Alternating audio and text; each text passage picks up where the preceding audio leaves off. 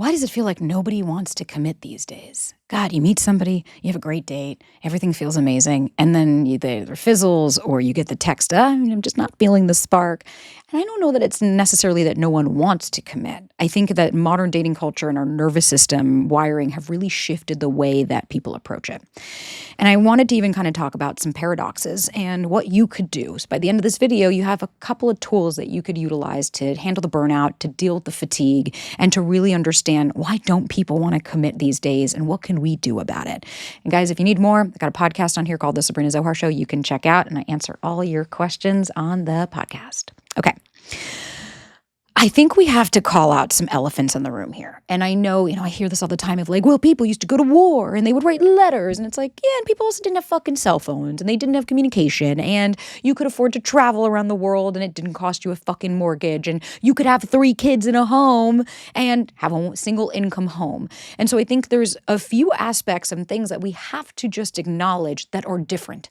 We have the paradox of choice. We have dating apps that, again, I met my partner on a dating app, so maybe I'm a little fucking biased, but I'm not going to blame the dating apps and say it's their fault, but they have bred and created an economy and I guess a marketplace, if you will, of consistent and constant options. And the more options you have, this is fucking science, this is data, this isn't me making shit up. The more options you have, the less satisfied you will be. And so then we also have social media. There's these comparisons, right? I did AD from Love is Blind show, and she was saying, people they see me and Ollie in this happy relationship, but they don't see the other side of it. And it's like, well, but are we showing it? Are we being honest? And that's why in the podcast and in my own work, I'm very honest and real about what really comes in a relationship and what happens, because we look at social and we think there's always somebody better out there. There's better, bigger deal. There's a different person. Or if this person, if I don't like one thing they say, I'm out and I can go to the next person. And so we've really shifted from like community-driven dating to this global access where we have this detachment from consequences because I could just go on my phone. I could fucking ghost somebody. I could say, it's easier, which I get every day. When it's really at the end of the day, I think what we're seeing is our nervous systems and our attachment styles are playing out so much more, and we've normalized and accepted and allowed, right? Because we also have to look, we have a delay in marriage and financial instability because commitment is very risky, right? Ooh, then I have to start a life with this person, and then I have to afford, I can barely afford myself. How am I going to afford taking care of this family and all that stuff? Then we have hustle culture. This is the most free we've been at this point, especially as women. We've been trying our asses to like be the boss babe and get our own fucking feet to stand on and all of that. Like it's been over the years, it's been getting better and better and better. But that hustle culture and this personal branding is that relationships are going to compete with your career, with the individuality. Like you hear this all the time. People saying, I'm just focused on my career right now. And it's like, sure, I get that. Sometimes that can also be an excuse because a lot of people use self-work as a shield. Some people are genuinely working on themselves. Don't worry. Don't take me wrong. It's not like there's not a sweeping generalization that anyone who says this is using it as an excuse. But others use it as an excuse, right? How many times I've heard this of the guy I was dating or the girl I was dating, they said everything was great and we were having a really great time. And then they said, they're not in a ready place for a relationship and they want to work on themselves. Should I wait? And it's like, no, please don't. Because usually those are excuses. I'm not going to lie. Because if you're really working on yourself, you also know that you can work on yourself in a relationship. And if you're really working on yourself, then it's like, what are you doing? And if you are, great. Good luck, Godspeed. Like I said, there are legitimately people that are like, hey, I just got out of a relationship and I thought I was ready and I'm not. That's okay.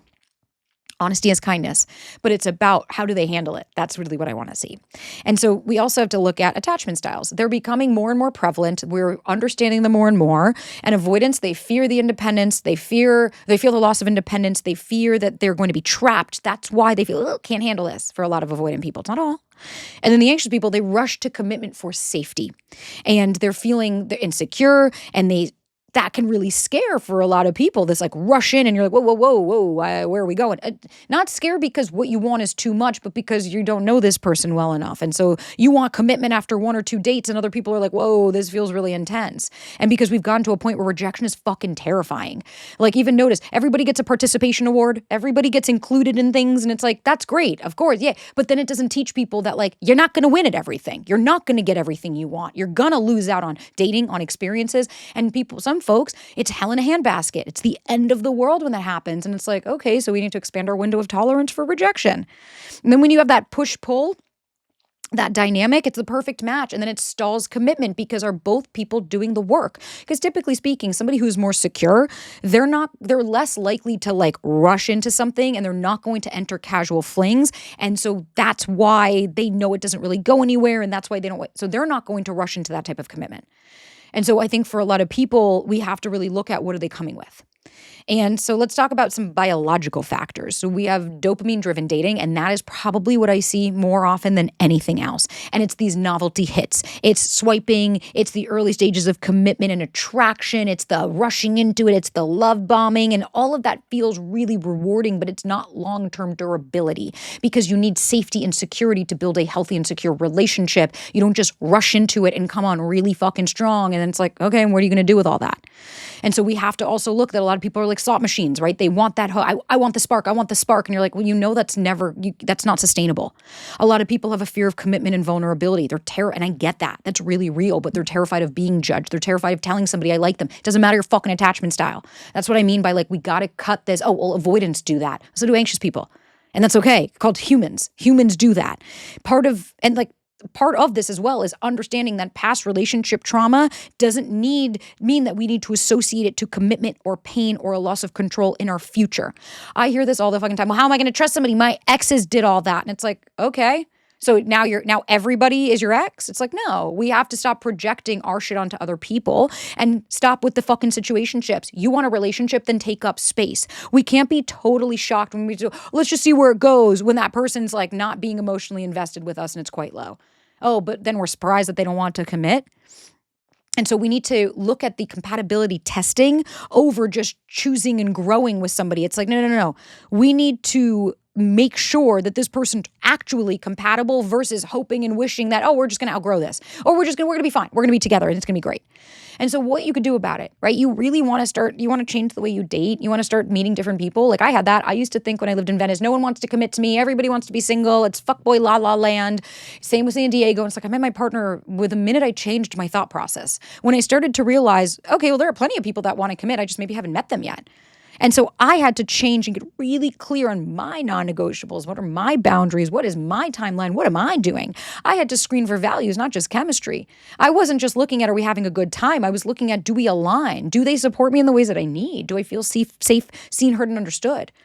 Watch for those patterns, right? The hot and cold, the inconsistent, the no future talk, the keeping things at a distance. Start to notice that, especially the people that say, I'm not good at talking about feelings. It's like, okay, well then what are we doing here? Are you in therapy? Are you working on this? Like what is explanation or an excuse here? But that's what I mean by like, we can't be shocked when we find out that people don't want to commit and nobody wants to. It's like, well, then we're going into scarcity mindset. And a part of your brain called the salience network is going to kick in and it's going to say, oh, that's all we're going to look for. That's all we see. And that's okay. I think that's really human.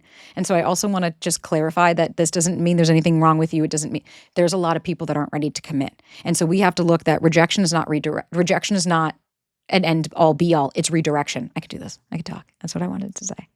And I want you guys to start regulating your nervous system. So you're not rushing or over attaching. You're really feeling secure and grounded in who you are, because secure energy is going to really bring in secure energy, because people that can tell when you are, I need you in my life, not I want you in my life, those are going to be usually the dynamics that end up being a waste of your time versus taking up that space in the beginning and saying, I want you, I don't need you, because that changes the way that I show up, that changes the way that I handle things, that changes the energy that I'm bringing into my dating experiences, because I'm not scared of losing them, I'm more scared of losing myself.